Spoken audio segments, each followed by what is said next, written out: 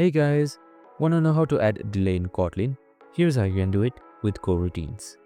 So first up, I'm just simulating it in Kotlin Playground, but you can implement it in your Android Studio and for your Android apps as well. So let me just head towards Playground first. And once they're there, you can just copy this code right here. Now I'll be explaining this code where in Kotlin, we use delay function for pausing execution without blocking the main thread. First, wrap your code in one blocking because delay is suspended function and can only be called from inside the coroutine. Then, use delay with parenthesis 2000 to pause for 2 seconds. This will simulate a background task like waiting for data or a network call. Notice how the program continues executing after the delay without freezing the app. So there you have it.